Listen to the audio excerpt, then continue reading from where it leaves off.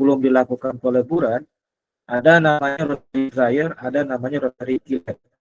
Kalau dryer itu hanya menguapkan air dan air kristal, air moisture dan air kristal. Oleh karena itu temperaturnya akan lebih kecil dibanding dengan temperatur daripada rotary dryer, rotary kiln maksudnya. Ini rotary dryer, ini rotary kiln, ini rotary kiln juga. Kalau misalnya rotary dryer, karena temperaturnya lebih rendah, pasti tidak ada namanya refractory. Kenapa tidak dipasang refractory? Kan bisa lebih bagus dipasang refractory aja gitu ya. Ya, satu alasannya karena refractory itu mahal. Ya.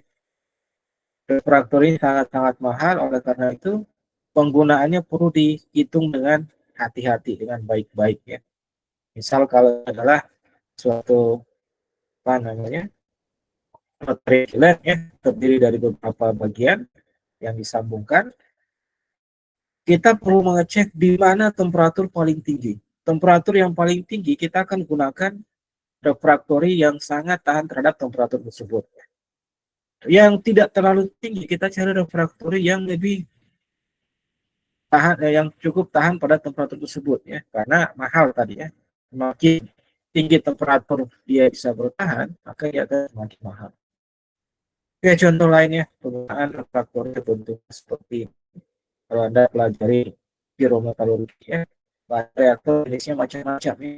Reaktor yang seperti ini seperti terdiri dari 3 bagian, 2 bagian horizontal vertikal yang dihubungkan oleh 1 bagian horizontal, biasanya untuk peleburan mineral sulfida ya. Karena mineral sulfida itu di proses peleburannya akan menghasilkan yang namanya mate atau persenyawaan dengan logam dengan sulfida ya. Ada namanya metal sulfida. Ya. Biasanya proses seperti ini. Ya. Jadi ada proses lanjutan untuk membakar daripada sulfurnya yang ini sehingga nanti sulfurnya bisa bisa dihilangkan dalam bentuk SO2. Oke, banyak lagi bentuk lain ya. Ini yang horizontal, ya penampakannya ya kita lewati karena kita sudah bahas intinya.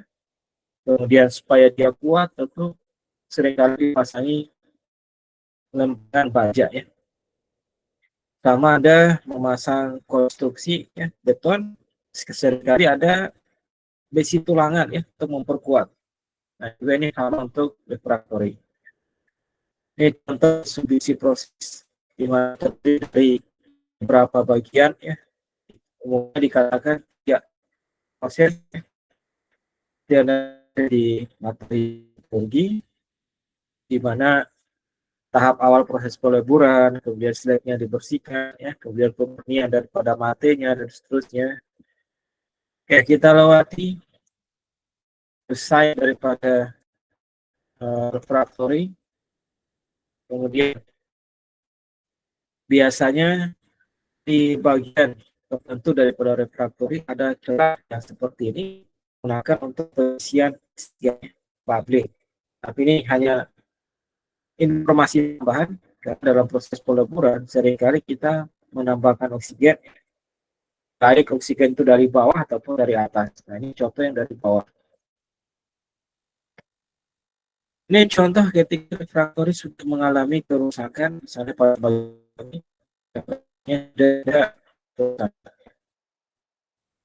ini juga ya kelihatan atau sudah mengalami abrasi. Ya. Kemudian kalau dari sini sebetulnya nampak ya ada perbedaan warna. Yang ke sini agak kehitaman, hijau ya dan seterusnya sampai ke kuning-kuningan. Kenapa dibuat seperti ini? Tadi sudah saya jelaskan. Yang paling bawah ini sangat-sangat kuat terhadap temperatur yang tinggi ya. Biasanya berbahan magnesia ya. Di atasnya karena sudah tidak terlalu butuh temperatur tinggi, biasanya bahannya juga lebih apa namanya? Tidak tahan terhadap temperatur tersebut. Misalnya alumina ya, sehingga harganya lebih murah. Ini ketika proses perbaikan, bahkan alat berat pun jika ukurannya sangat besar bisa masuk ke dalam situ ya. Suara sampai jelas?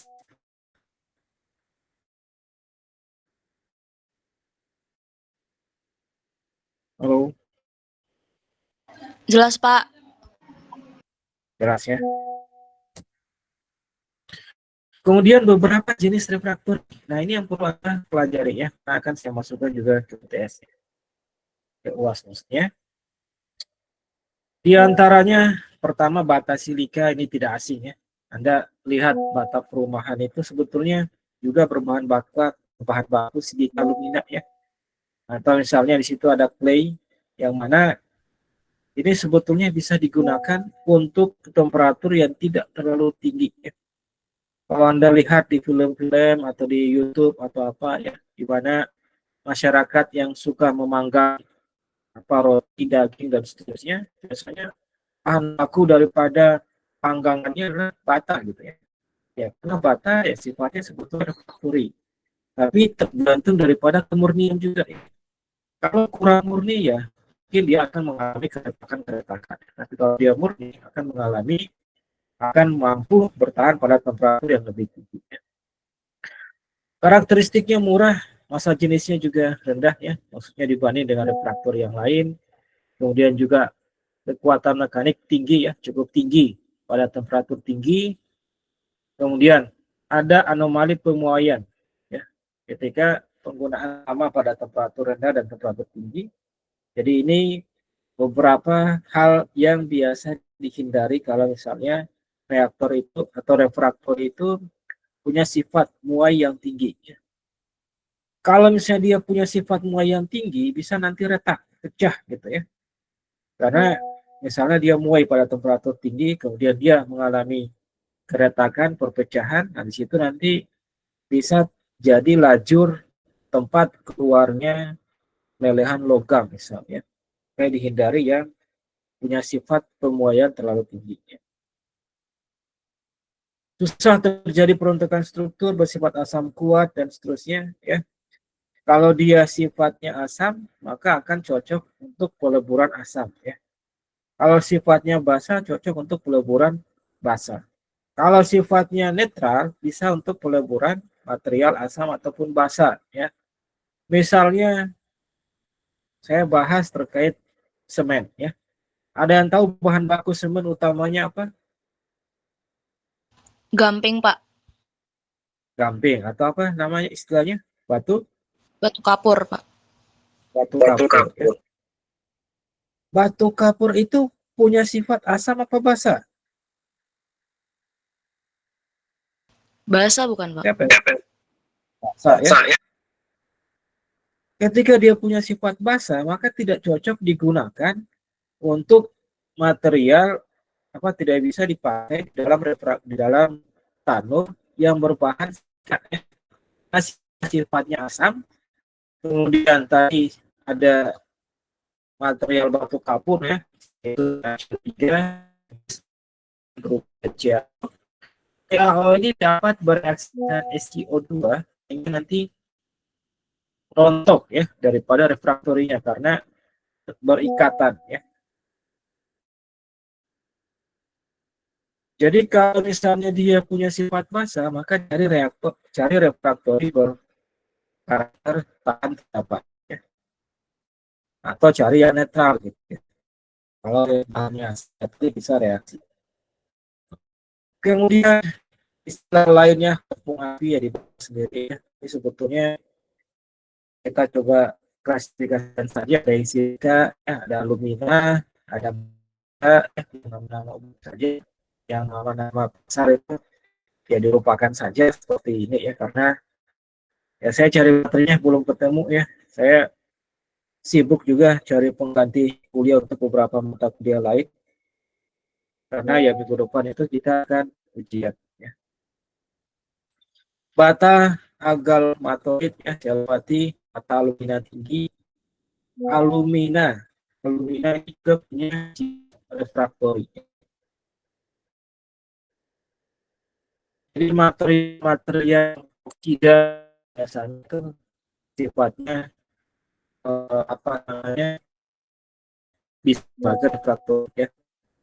Yang sebagai baku kami ya, kaca pun demikian, tapi kaca ya tidak terlalu tinggi temperaturnya. Kalau sifat refraktor yang tinggi dan terhadap berbagai slag, berarti agak ke netral ya, cenderung ya. Kemudian kekuatan mekanik tinggi, kekerasan tinggi, tahan aus ya, dan seterusnya. Kemudian krom, ini sudah mulai semakin tinggi temperaturnya. Tahan refraktor tinggi, namun kekuatan panasnya rendah. Kalau misalnya material langsung jatuh kena pada refraktorinya, bisa terjadi kerontokan. Menengah sejenis tinggi, kemudian kalau hampir netral, kalau hampir netral ya berarti bisa gunakan pada banyak jenis lehan.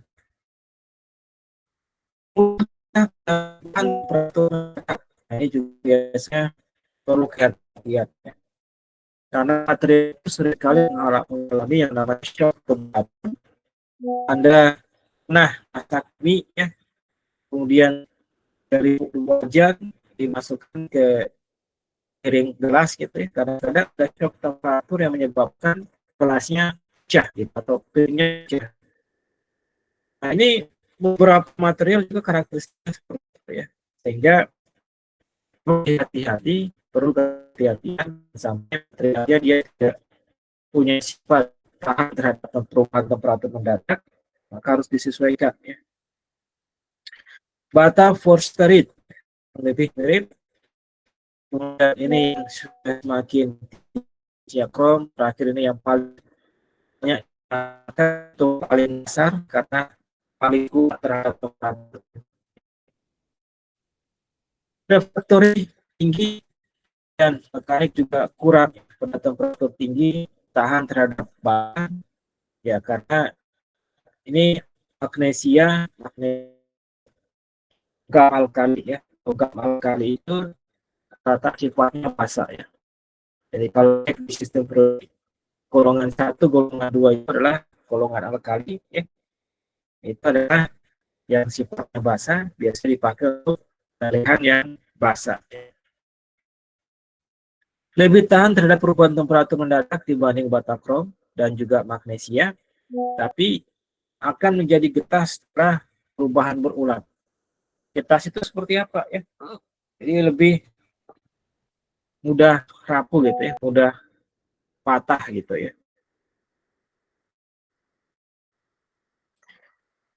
Misalnya dibaca ya. Kemudian jenis lain dolomit, ini temperaturnya tidak terlalu tinggi sebetulnya, biasa di bagian atas.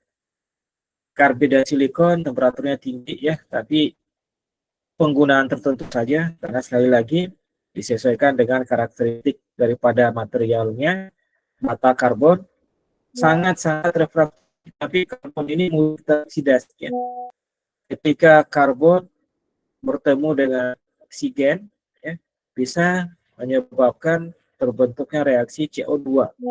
Yang ini nanti akan menyebabkan refraktorinya akan semakin berkurang, semakin hilang ya. Oleh karena itu ya dipikirkan penggunaannya. Nah, inilah nanti yang akan menjadi prasyarat utama daripada refraktori yang akan kita tanyakan di soal kuat ya. Di mana refraktori yang baik itu harus tahan terhadap sifat kimia, karena tadi ada reaksi kimia ya. Tahan terhadap temperatur tinggi karena ada panas yang diberikan, tahan terhadap mekanik karena akan dijatuhkan material ya dari atas, misalnya kalau dia jenisnya furnace vertikal ya, kalau misalnya rontok ya nanti proses penggunaan daripada refraktor jadi tidak maksimal. Jadi refraktor itu biasa digunakan sebagai internal lining atau pelapis dalam dari suatu furnace, tahan terhadap temperatur dari 600 sampai 2000 derajat Celcius ya. Utamanya ada 3 karakteristik yang sudah saya sebutkan tadi ya. Mekanik, chemical ya, tadi ada reaksi ditakutkan, panas ya, ada temperatur tinggi, bahkan dari 600 ke 2000 itu selisihnya tinggi ya. Kemudian tahan terhadap mekanik. Sudah kita sampaikan juga bahwa refraktor itu temperaturnya harus tinggi ya. Karena di situ akan melelehkan material logam, biasanya logam ya, yang mana logam ini titik leleh yang cukup tinggi, misalnya besi, bahkan bisa sampai 1500 ya, besi murni ya. Kalau besi dari iron ore 1300-an, nikel 1400, copper 1000-an ya, aluminium, zinc, lead, tin. Jadi 2 senyawa ini yang paling rendah melting point-nya.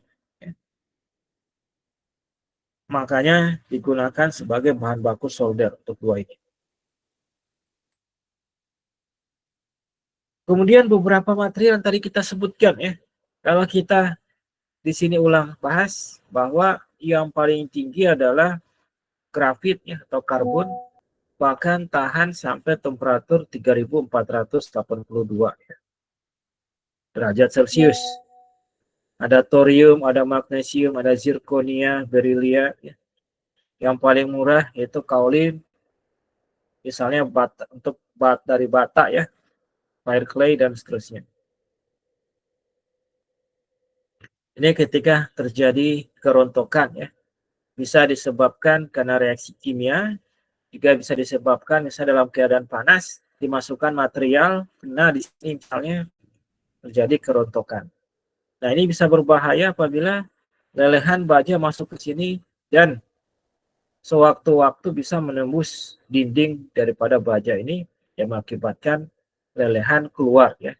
Ini bisa membahayakan orang sekitar, lingkungan di sekitar, karena temperaturnya cukup tinggi.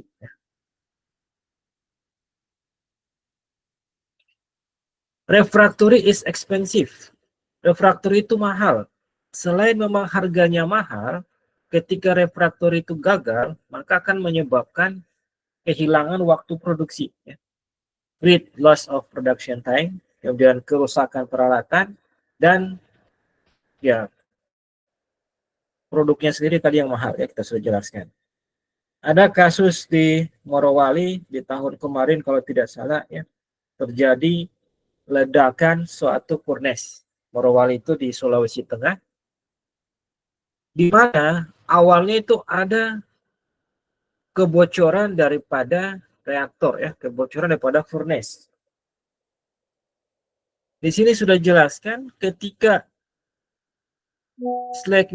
ketika refraktornya gagal ya, ini bisa menyebabkan kehilangan waktu produksi yang besar ya. Karena perusahaannya tidak mau kehilangan waktu produksi yang besar ya, tidak mau kehilangan energi. Proses peleburan itu jangankan pada saat peleburan. Kalau proses peleburannya mungkin mudah ya, 8 jam sudah menghasilkan produk. Tapi sebelum reaktor itu digunakan ya, itu butuh pemanasan. Pemanasannya itu tidak langsung dipanaskan pada temperatur tinggi ya. Karena tadi mencegah namanya shock temperatur. Jadi pemanasannya bertahap, proses pemanasannya itu bisa 10 sampai 14 hari, 2 minggu.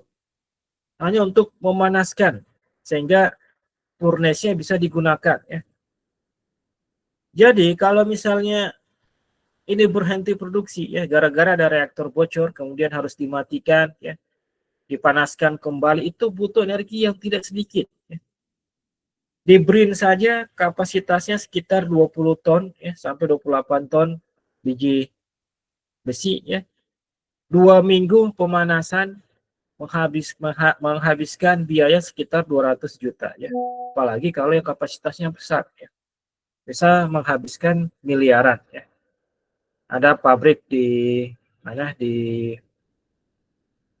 Cilegon ya, uji coba sehari menghabiskan 1 miliar gitu ya, untuk biaya pemanasan ya, untuk biaya peleburan ya. Oke, apa yang terjadi di Morowali ketika ada kebocoran seperti ini? Mereka mencoba melakukan perbaikan dan tidak dihentikan prosesnya ya. Jadi prosesnya masih berjalan, ada proses pelelehan, ada proses peleburan, kebocoran coba diperbaiki. Mungkin di Cina sudah terbiasa ya, dan mereka sudah ahli di sana dengan SOP yang cukup ketat. Tapi mungkin di sini ada kekurang hati-hatian atau ada pelanggaran SOP, mana di situ banyak ditemukan tabung-tabung oksigen ya, ternyata panas yang menyebar daripada oksigen, akhirnya terjadinya ledakan yang luar biasa ya. Nah, ini salah satu dugaan saat itu dengan data-data yang ada ya. Ini bukan kesimpulan dari sananya, tapi dari hasil analisa ya. Jadi mereka akhirnya terjadi ledakan. Ya. Ledakan itu beberapa meninggal, akhirnya tidak hanya rugi karena henti berproduksi, tapi seluruh reaktornya hancur gitu, seluruh furnace-nya. Padahal kalau dihentikan dulu kemudian perbaiki, ya memang rugi, kehilangan waktu produksi yang lama. Ya. Tapi tidak separah ketika terjadi ledakan kemarin. Ya.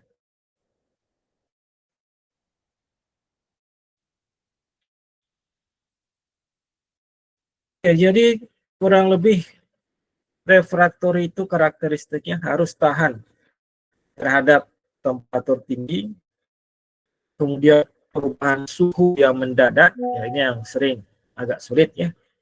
Misalnya dari 600 tiba-tiba jadi 1000, tahan terhadap lelehan tegak ya, kalau dipakai untuk logam, kaca kalau untuk kaca ya, gas panas biasanya bersumua menghasilkan gas panas. Kemudian tahan terhadap beban pada kondisi perbaikan, tahan terhadap gaya abrasi ya. Sebisa mungkin dia isolator atau sama panas, karena panas ini berkaitan dengan energi. Kalau misalnya refraktorinya tidak isolator, ya nanti panas yang diterima langsung disebarkan ke ya. Memiliki koefisien ekspansi panas yang rendah, ini harapannya tidak expand ya, tidak mengembang, tidak memuai ya pada panas yang tinggi, atau pemuaiannya sangat sedikit. Kemudian tidak boleh mencemari bahan yang bersinggungan. Ya. Silakan dihafal minimal 5 ya untuk bisa menjawab soal UASnya. Intinya diturunkan jadi 3, ada tahan terhadap panas, tahan terhadap kimikal ya, dan juga tahan terhadap mekanik ya. Refractory form ada bentuknya brick, sudah kita jelaskan bricknya pun segala macam, seperti bata basah, seperti bata rongga ya, bentuk-bentuk lainnya. Jadi ada refractory yang sudah dibentuk shape, saya tadi. Kemudian ada yang belum dibentuk, produk. Jadi seperti semen ya, kalau lihat semen kalungan, sebelumnya bahas semen, refractory ada yang tadi ya, seperti semen karungan seperti itu ya, yang mana tinggal dicampur gitu ya. Campurnya misalnya dia nanti akan mengeras sehingga menjadi refractory. Jadi refractory sebelum digunakan biasanya ada proses pemanggangan dulu. Refraktorinya seperti ini ya. Ada yang castable atau refractory concrete. Kemudian predominantly dry granular refractory mix designed to be mixed on site with water. Jadi memang penambahannya juga dengan air gitu ya. Jadi mudah untuk digunakan. Akan tetapi kalau misalnya temperaturnya sangat tinggi, biasanya bukannya seperti ini ya. Kalau di bagian-bagian atas masih memungkinkan, tapi kalau di bagian bawah biasanya sudah castable ya, karena itu pemesanannya khusus. Kemudian ada yang Ganin mix ya. Jadi dia bisa menggunakan udara dan panas ya untuk bisa mengeras ya. Jadi ya dicetak, kemudian diberi panas sehingga dia akan mengeras, atau yang mirip tadi semen ya, campur air dibiarkan nanti akan mengeras ya. Ini alumina berbahan berdasar alumina ya, berarti temperaturnya sekitar 1800-an. Ada berbahan magnesia, berarti di atas 2400, sekitar 2600 sampai 2800 tahanan ya terhadap temperatur. Oke, sudah dijelaskan bagian refraktori, dan biasanya di bagian daripada refraktori itu diberi baja seperti ini sehingga pelekatannya menjadi sangat-sangat kuat seperti ini ya. Apalagi kalau tadi dari yang bahan seperti ini ya.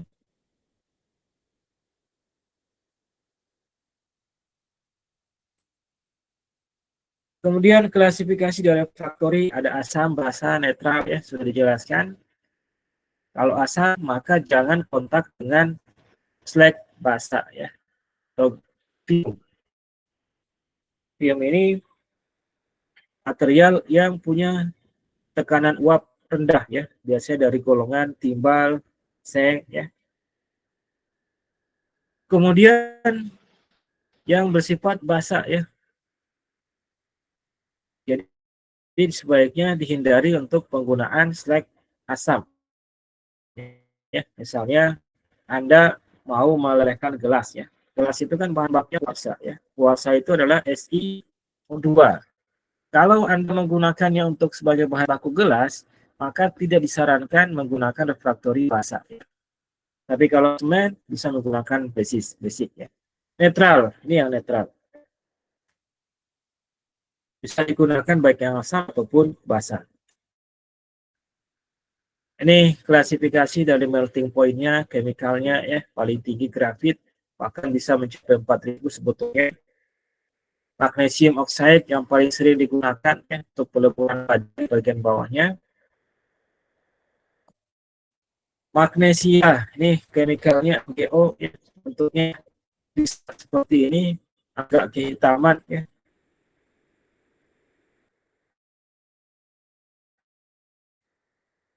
Kemudian mineralnya kelas. Kemudian ada magnesite ya, untuk MgCO3 dan seterusnya. Penampakan lainnya jadi dikenal sebagai partner ya, karena ya warnanya tadi yang kita dari hasil pembakaran juga ya.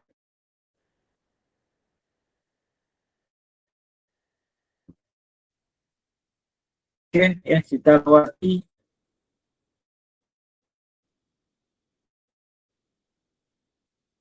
beberapa kelemahan high thermal, artinya dia ekspansi pada panasnya, pada jadi ketika temperatur sangat tinggi ekspansi cukup tinggi ya. Dan juga high thermal conductivity, jadi sebagai penghantar panas yang baik. Kenapa tidak diinginkan? Sudah saya jelaskan, karena dia bisa membuat energi ya. Energi untuk melelehkan baja itu tidak sedikit. Nah, ketika digunakan refraktori yang bisa menghantarkan panas baik, yaitu dikarenakan sejumlah panas bisa hilang ya. Nih daripada thermal expansion dan thermal conductivity. Ini untuk magnesit ya. Jadi dia semakin tinggi temperatur mengalami ekspansi sampai sekitar 2%. Kemudian konvensional silika jelek sekali ya. Tiba-tiba ekspansinya tinggi ya, bahkan temperaturnya masih rendah gitu ya. Ini yang cukup baik, alumina ekspansinya sedikit ya. Kemudian kalau kita lihat dari tertinggi adalah magnesia, disusul oleh alumina yang 100%. Kalau campuran alumina, di mana aluminanya 90%, tidak begitu tinggi ya, dan seterusnya. Jadi pertimbangannya salah satunya adalah thermal conductivity dan thermal expansion ya. Oke, kita lewati ternary diagram. Pikir kalau sudah ambil termo sudah dibahas harusnya ya, gimana kita memperhatikan suatu slag ya, mau dibuat seperti apa lelehannya, komposisinya, kemudian temperaturnya, karena juga nanti akan berkaitan dengan slag yang dengan refraktori yang digunakan ya. Jangan sampai ini bisa bereaksi dengan refraktori yang akan kita gunakan.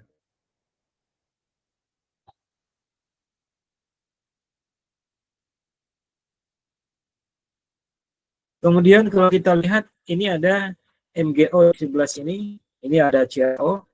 Jadi pencampuran suatu material dari CaO dan MgO itu bisa menyebabkan terjadinya penurunan temperatur. MgO awalnya 2800-an, ada komposisi 30 dan 33, temperaturnya bisa turun menjadi sekitar 2300-an ya. CaO awalnya 2600 sampai juga akan mengalami penurunan ketika posisi seperti ini ya. Ini sudah pernah saya jelaskan, jika terjadi pada timah dengan timbal ya, bisa turun temperaturnya bahkan hanya 150 derajat, bisa melelehkan, bisa leleh gitu ya. Oleh karena itu perlu diperhatikan bagaimana kemurnian daripada refraktor agar dia bisa tahan pada temperatur sudah diingat ya. Kalau tidak murni ya tadi bisa mengalami penurunan. Ini sudah pernah saya jelaskan juga jika ada pernah pelajar kimia tentang sifat koligatif larutan, dengan kita menambahkan lain bisa menyebabkan penurunan titik leleh. Juga titik lelehnya turun. Hanya teori tersebut tidak bisa meramalkan ini. Jadi ini berdasarkan eksperimen sehingga bisa didapatkan seperti ini. Ya, nanti kalau Anda bisa bikin pengembangan teori tersebut sehingga bisa digunakan untuk menghitung lelehan logam, itu sudah sesuatu yang sangat-sangat berharga, sangat penting, yang akan digunakan oleh banyak industri. Ya. MgO dan FeO, ketika ditambahkan FeO, maka cenderung akan turun terus. Gitu, ya. Beda kalau tadi akan turun, kemudian ada masanya naik. Ya. Jadi ditambahkan MgO 10%, 20%, 30%, semakin turun. Ya. CaO-nya makin banyak, akhirnya naik mengikuti temperatur daripada CaO. Ya.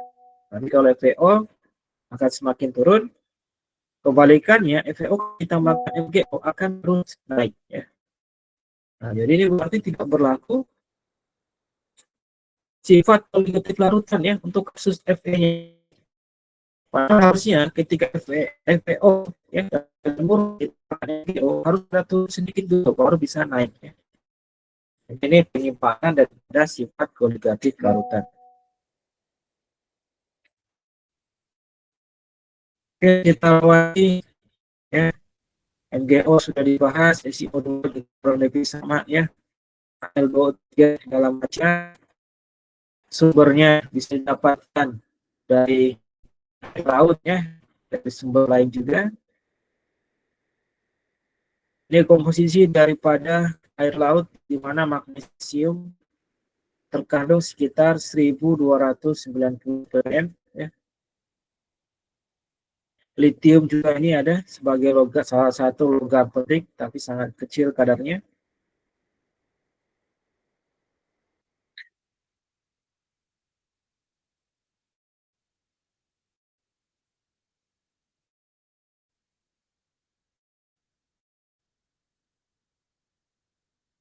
Ini hanya menjelaskan bahwa magnesium itu dipakai di bagian dasar ya, karena karakteristiknya yang tahan terhadap temperatur tinggi ya.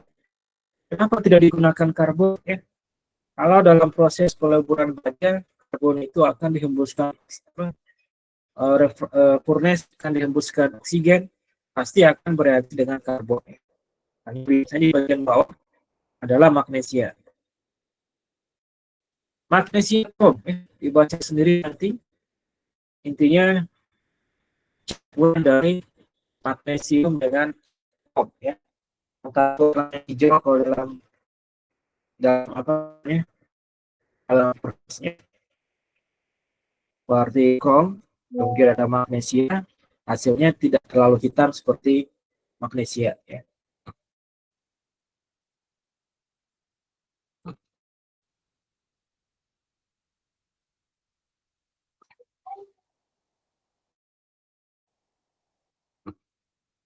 Jika dibandingkan dengan magnesia saja, magnesia chrome akan menghasilkan thermal expansion yang lebih rendah.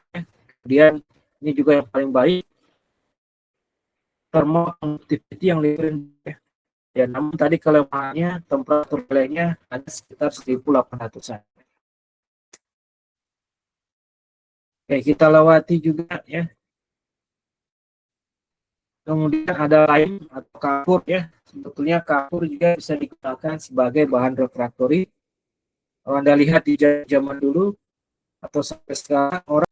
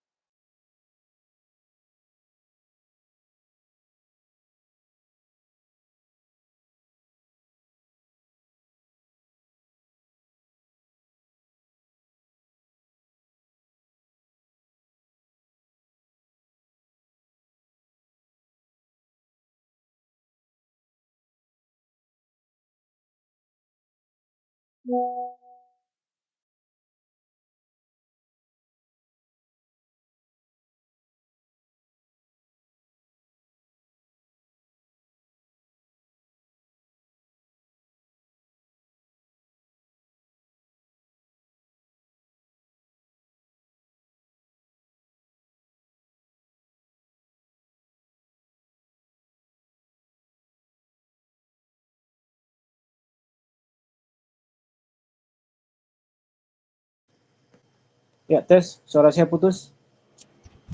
Iya Pak, udah jelas. Slide-nya masih ada? Hilang Pak di sini Pak. Hilang. Oke, berarti koneksinya yang putus ya.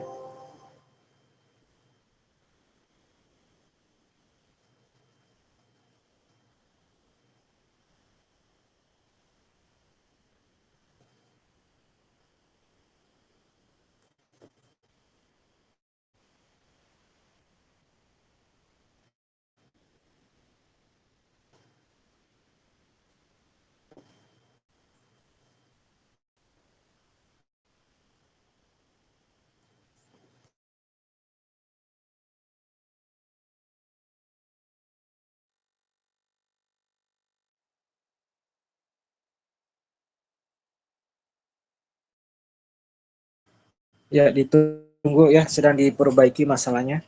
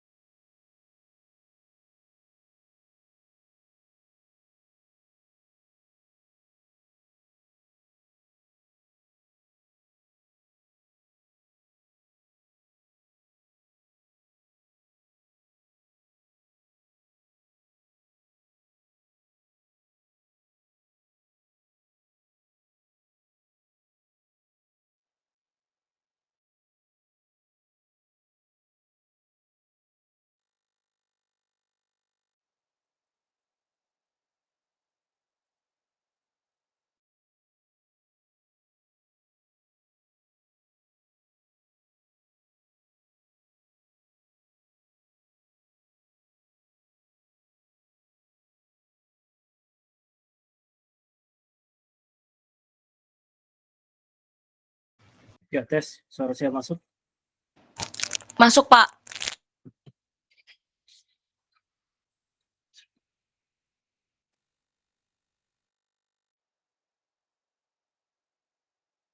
Ya, baik, kita lanjutkan.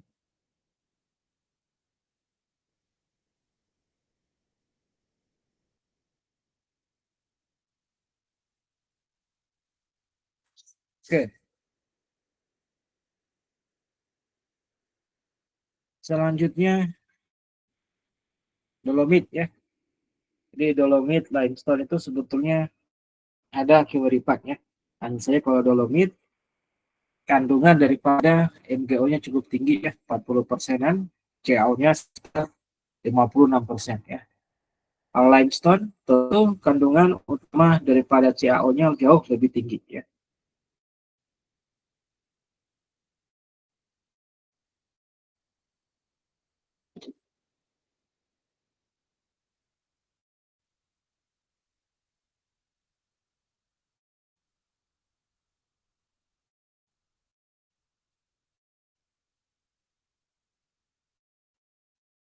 Oke, ini kita lewati ya, karena sebetulnya sudah masuk materi lain ya.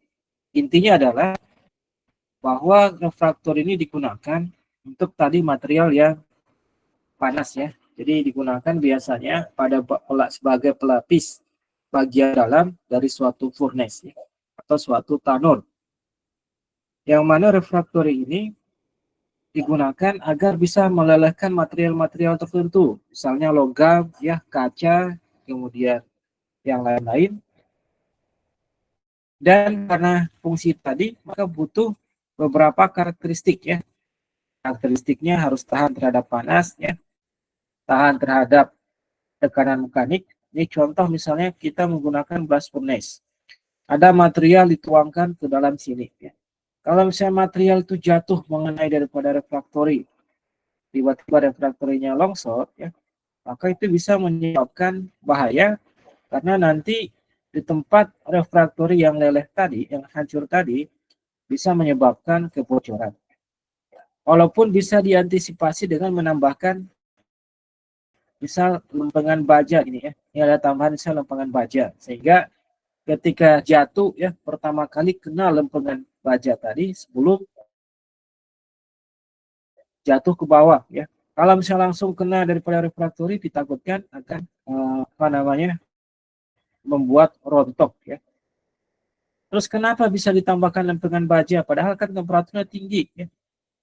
Temperatur di bagian atas itu tidak tinggi ya. Di bagian atas sekitar 200 sampai 400 ya. Paling atas ya 150, semakin ke bawah semakin panas, paling bawah ya semakin panas ya, bisa 1400 ya 1500. Sampai sini suara saya jelas? Jelas, Pak. Jadi tahan terhadap mekanik ya, beban mekanik. Karbon sudah jelaskan tadi ya. Jadi jarang digunakan karena sifatnya yang mudah teroksidasi. Tapi biasanya dipakainya di bagian pelelehan aluminium, gunanya sebagai katoda, anoda ya, anoda atau katoda. Jadi pelelehan aluminium itu menggunakan anoda katoda berbahan dasar apa namanya karbon. Anodanya ini akan habis ya, kalau katodanya permanen biasanya tidak habis.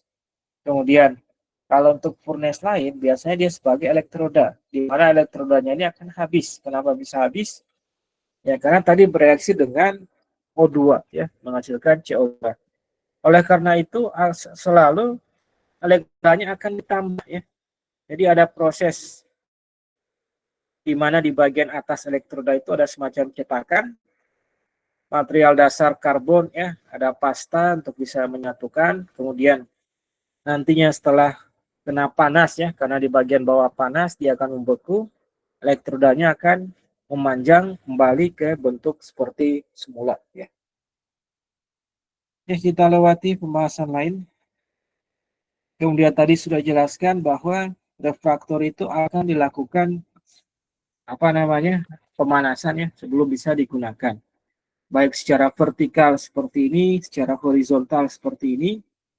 Waktunya tadi sudah saya sampaikan juga bisa sampai 2 minggu ya. Sehingga memakan biaya yang sangat banyak. Ini contoh ya, ketika refraktornya sudah cukup panas dan siap untuk digunakan. Ini contoh lain ketika refraktori dipanaskan ya. Ini dari posisi vertikal, dari posisi horizontal. Bagaimana kenaikan temperaturnya ya. 0 sampai 12 jam hanya sekitar 600. 12 ke 17 bisa naik sampai 1100 dan seterusnya.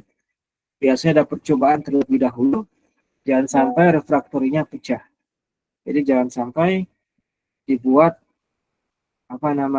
pemanasan yang tiba-tiba ya, sehingga refraktorinya pecah. Kemudian ada material lain yang biasa digunakan di refraktori ya. Kalau arti dari refraktori sebetulnya bata tahan panas, tapi ternyata sekarang dikembangkan juga bukan dari bahan refraktori, bukan dari bahan keramik ya, tapi berbahan logam. Jadi furnace cooling system. Jadi di dalam furnace-nya ada sistem yang mampu mendinginkan sehingga logam tersebut tidak meleleh ya. Ini hanya informasi tambahan. Misalnya ini ada bahan logam ya, tapi nanti akan dihubungkan dengan cooler ya, pendingin.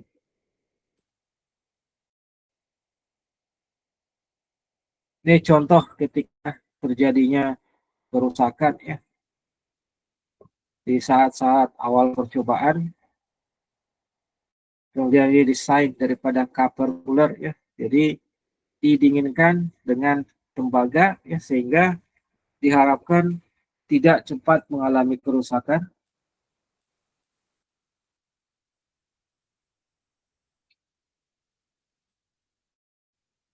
Oke, ini contoh lagi preheating ya, tapi sebutnya ini manual sehingga mereka bisa berfoto dengan jarak yang cukup dekat ya. Kalau temperaturnya sudah sangat panas, tidak memungkinkan untuk seperti ini. Oke, saya pikir materi refraktori selesai ya. Silakan pada pertanyaan.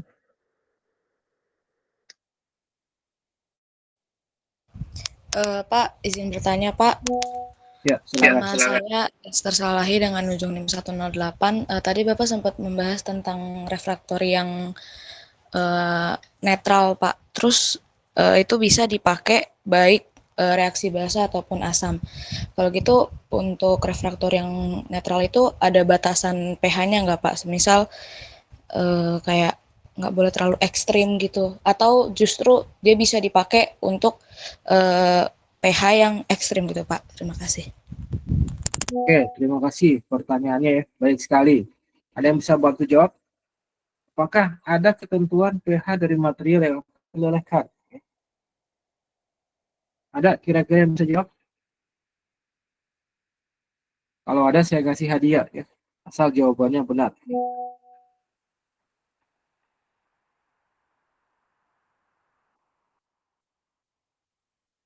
Nggak ada ya. Oke, terima kasih pertanyaan dari Esther ya. Tadi menanyakan apakah ada ketentuan terkait pH ya. Jadi di dalam proses pelelehan logam kita tidak bahas sifat asam basa itu berdasarkan pH ya. Memang derajat keasaman atau pH itu yang sering digunakan adalah berdasarkan sifat H+ ya. Jadi kalau Anda pelajari ilmu kimia bahwa ada sifat asam basa ditentukan dari nilai H+ dan amin. Ini menurut Arrhenius ya. Tapi banyak teori lain yang menjelaskan terkait asam basa ya. Ada donor proton ya, menurut Lewis, ada yang lain. Nah, kalau dalam proses peleburan, karena kita tidak mungkin mengukur pH ya, temperaturnya sangat tinggi ya, maka bukan seperti itu maksudnya ya. Asam basa itu dari karakteristiknya, misalnya tadi saya contohkan batu kapur. Batu kapur itu kalau misalnya dalam keadaan normal ya, Anda larutkan di dalam air, maka dia akan menghasilkan pH terang ya. Tapi kalau sudah temperatur tinggi, maksudnya akan menghasilkan pH basa tadi, saya ulangi ya. Batu kapur larutkan dalam air, kemudian Anda tes pH-nya, akan menghasilkan pH basa. Tapi ketika temperatur tinggi itu kan tidak mungkin Anda bisa mengukur pH-nya ya. Jadi hanya didasarkan pada materialnya. Material ini karakteristiknya apa ya. Karena tetap di sini akan ada reaksi kimia ya, asam ketemu basa hasilnya garam ya. SiO2 bisa ketemu dengan atau bisa bereaksi dengan CaO ya, menghasilkan senyawa yang disebut CaOSiO2. Kalau misalnya di dalam peleburan baja, sebetulnya sangat diharapkan ada reaksi seperti ini ya. Karena di dalam bahan baku biji besi biasanya masih mengandung SiO2 ya. Ini masih ada SiO2 ya. Makanya kalau Anda cek soal termonya, ada salah satu bahan baku di iron ore SiO2. SiO2 ini sebagian akan masuk ke dalam metal menjadi Si gitu ya, padahal tidak diharapkan. Karena itu dengan bantuan CaO nanti dia akan bisa bereaksi. CaO bereaksi dengan Si ya, kemudian muncul senyawa lain, senyawa oksida yang itu akan membawa dia ke dalam slag sehingga Ni yang tadinya terlanjur jadi logam itu pindah kembali ke dalam slag ya. Jadi sekali lagi asam basanya bukan berdasarkan pH ya, tapi dari karakteristik material yang akan digunakan, di mana senyawa asam itu biasanya berasal dari silika ya, senyawa basa itu dari CaO, MgO, kemudian netral ya Al2O3, Cr2O3 ya. Padahal kalau Anda lihat kalau kita kembali ke rumus dasar tadi, Al2O3 ini sebetulnya cenderung ke basa ya. Karena dia masih masuk golongan 3 ya.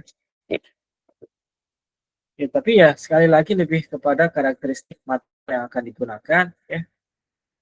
Karena kita melelehkan kan kebanyakan di alam itu ya alumina, SiO2 ya, sisanya ya CaO, yang ini memang sengaja kita tambahkan.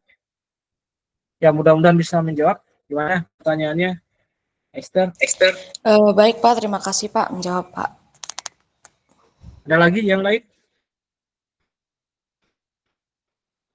Tidak ada ya.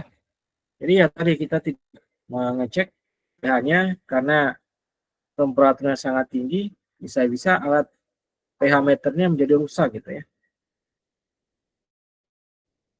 Saya sedikit kasih gambaran soal ujiannya ya.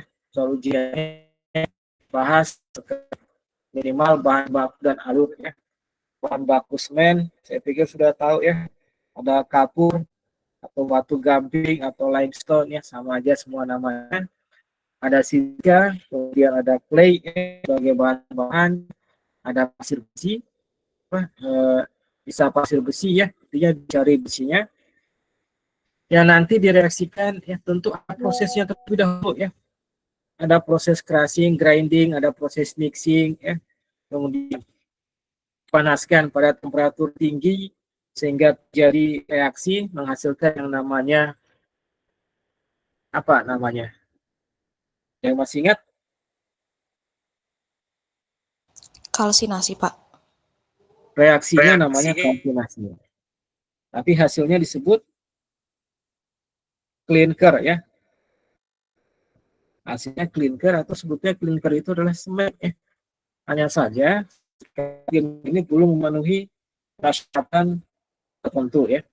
Untuk semen tertentu. Oleh karena itu ditambahkan beberapa bahan tambahan sebelum akhirnya jadi semen ya. Jadi saya minta itu yang lengkap ya. Kemudian batu mulia. Oh ini akan kita bahas sekarang ya. Kemudian ini diantaranya kegunaan refraktori tadi sudah kita jelaskan ya. Kemudian syarat refraktori ya minimal 5 coba dijelaskan ya. Ini beberapa yang akan saya bahas. Ini masih akan diturunkan lagi pertanyaannya ya, kurang lebih seperti apa yang saya sampaikan tadi. Yang ini ya dirincikan. Ini batu mulia sederhana lah ya. Oke, kita lanjut ke batu mulia.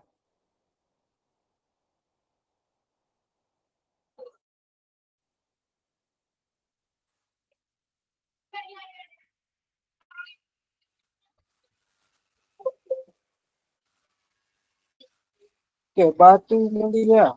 Saya pikir batu mulia tidak asing ya. Terutama di beberapa waktu lalu sempat viral ya terkait apa namanya batu akik ya. Yang mana batu mulia ini punya warna dan penampilan yang menarik ya. Sehingga disebut sebagai batu mulia. Bedakan batu mulia dengan logam mulia. Kalau logam mulia ya tentu dari bahan logam ya. Biasanya merujuk pada emas dan perak. Kalau batu mulia ya tadi batu yang membentuk kristal tertentu ya, warnanya menarik ya, sehingga diperjualbelikan sebagai batu mulia. Batu mulia semua jenis mineral atau batuan punya sifat fisik, kimia, karakteristik tertentu dengan motif warna, kemudian bernilai ekonomis. Ya. Batu mulia ini juga sebetulnya biasanya terdiri dari mineral khas tertentu yang itu bisa menjadi bahan baku untuk pembuatan logam. Tapi bila mana harga sebagai batu mulianya lebih mahal, itu kadang-kadang dijual sebagai batu mulianya, bukan sebagai biji. Ya. Batu mulia ini merupakan mineral padat atau keras dari dalam bumi yang kualitasnya ditentukan oleh tingkat kekerasan, kemurnian, warna, bentuk, dan ukuran. Ya. Jadi batu mulia ini ukurannya itu sangat mempengaruhi harganya. Oleh karena itu seringkali penambangannya berbeda dengan penambangan mineral atau bahan tambang yang lain karena perlu kehati-hatian. Ketika ukurannya pecah misalnya bisa jadi menyebabkan warna jadi harganya menjadi lebih turun gitu, lebih murah gitu ya. Tapi apabila kita mendapatkan dengan ukuran yang sangat besar misalnya ya, maka harganya akan menjadi lebih baik. Untuk proses pemotongannya nanti tentu akan lebih berat lagi ya. Tidak ada proses pengolahan batu mulia di crushing, di grinding. Nah, ini menyebabkan tidak berharga ya. Pengolahannya hanya melalui proses pemotongan, bedakan crushing dengan dipotong. Kemudian juga paling penghalusan, bedakan penghalusan yang saya maksud pemolesan dengan di grinding. Semakin langka, keras batu, semakin murni, ya, atau semakin menarik warnanya, sudah jelaskan tadi bentuk dan ukurannya, maka akan memberikan harga yang lebih baik pada batu mulia tersebut. Secara spesifik, batu mulia dikategorikan menjadi 3 jenis, batu permata, semi permata, batu hias, dan seterusnya. Kemudian batu permata dan setengah permata biasanya untuk perhiasan, sedangkan batu hias bisa digunakan sebagai dekorasi atau penambah keindahan. Donald Clark membagi batu mulia ke dalam 2 kelompok, ada gem species dan gem variety. Tadi sudah dijelaskan, ini masuk di soal ya. The Garnet Group, a family of closely related mineral species. Ada spesies Andradite, one of several important species of gem garnet, juga ada variety. Dan jadi silakan Anda jelaskan perbedaan antara spesies dengan variety. Ya. Gem species berarti batu mulia yang terbentuk dari mineral. Ya. Mineral dalam batu ini dipengaruhi oleh 2 faktor, yaitu susunan kimia dan kristal epit. Kemudian keduanya sama-sama mempengaruhi terbentuknya batu dan belum tentu disebut sebagai gem spesies ya suatu batu meski susunan kimianya sama.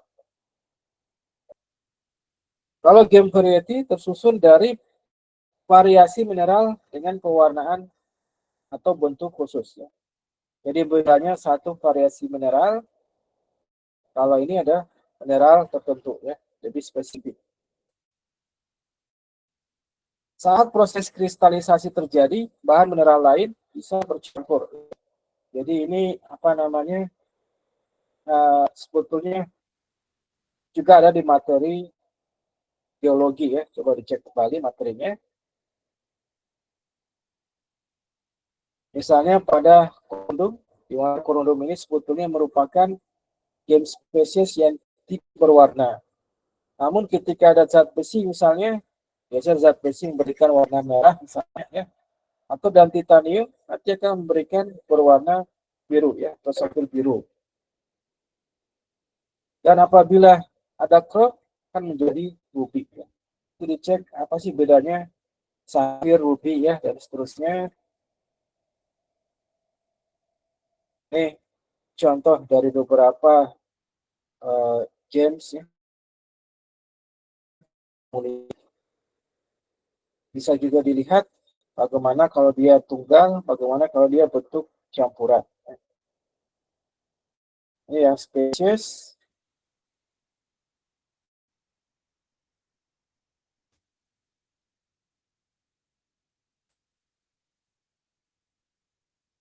Sifat fisik,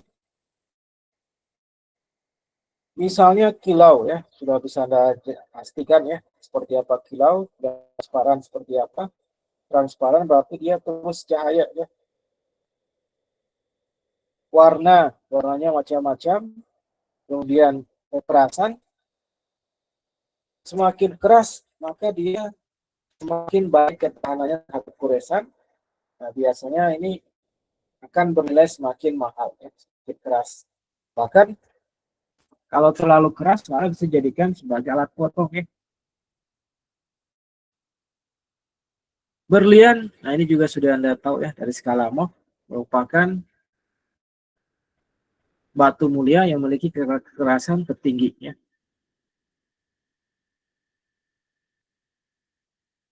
Ya, saya pikir saya bisa dibaca ya, karena ini material umum.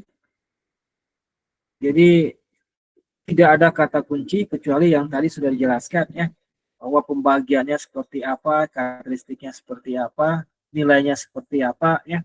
Kemudian warnanya bisa berbeda-beda walaupun mineralnya sama, karena misalnya ada inklusi dari mineral lain ya, ada pengotor dari mineral lain yang menyebabkan bisa terjadi perubahan warna ya. Ini misalnya giok akan beda lagi ya. Jadi dia lebih buram, kalau tadi lebih berkilau ya. Silakan kalau ada pertanyaan terkait batu mulia ya. Dan paling penting tadi adalah bagaimana pengujian kualitas ya. Kualitas tadi berkaitan dengan kekerasan, warna ya, kilau dan seterusnya. Setelah tadi kemudian bagaimana proses pemotongannya, apakah manual seperti ini ya. Kemudian bagaimana pemnya seperti ini sehingga nantinya setelah dia punya bentuk tertentu kemudian tidak kasar lagi sudah halus biasanya akan memberikan karakteristik seperti kilauan yang lebih baik ya dan seterusnya. Silakan kalau ada pertanyaan.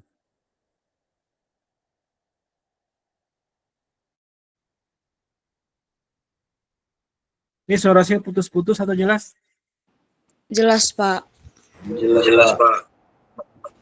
Oke, misal ini contoh dari perkembangan. Bagaimana cara potongnya sehingga bisa menghasilkan banyak jenis ya. Ketika salah potong ya bisa menyebabkan kerugian ya. Oleh karena itu proses pemotongan biasa dilakukan oleh para ahli ya. Ahli yang memang bekerja di bidang ini ya. Misalnya ini ya, kalau misalnya didapatkan sudah pecah itu bisa menjadikannya lebih murah ya, sudah seperti saya jelaskan, semakin besar semakin mahal, dan ketika akan dikecilkan yaitu prosesnya biasanya bahkan melalui beberapa tahapan ya, disinari terlebih dahulu, dilihat apakah ada rekahan atau tidak ya, sehingga bisa dirancang kira-kira mau dibentuk seperti apa dan berapa banyak ya. Karena kalau ada yang terbuang itu kan rugi ya. Semakin banyak yang terbuang itu uh, mengakibatkan ada kerugian di situ. Ya, tahan pada pertanyaan.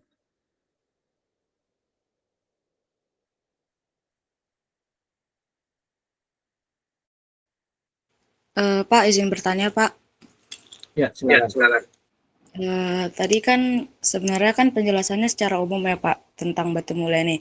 Tapi ada nggak Pak batu mulia yang harus diperlakukan secara khusus gitu? Misalnya kayak pemotongannya harus dengan menggunakan kayak pisau yang tajamnya antara sekian sampai sekian gitu. Nggak boleh terlalu tajam atau misalnya nggak boleh terlalu tumpul kayak gitu. Itu ada nggak Pak batu mulia yang seperti itu? Terima kasih Pak. Oke, ada pertanyaan terkait pemotongan batu mulia ya. Maka ada yang menggunakan karakteristik alat pemotong tertentu ya. Silakan kalau ada yang mau menjawab.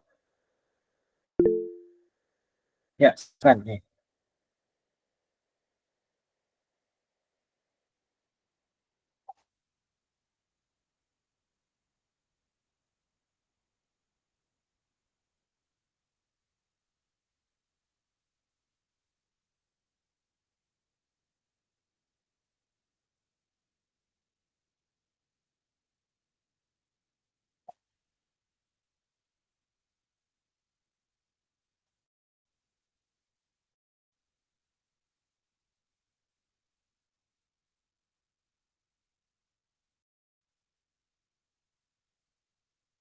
Oke, baik sekali. Ada lagi yang lain?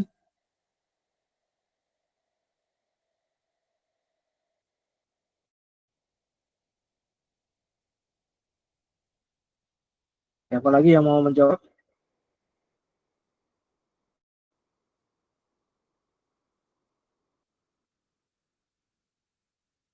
Tidak ada? Ya, seperti jawaban dari Salsabila, kurang lebih seperti itu ya.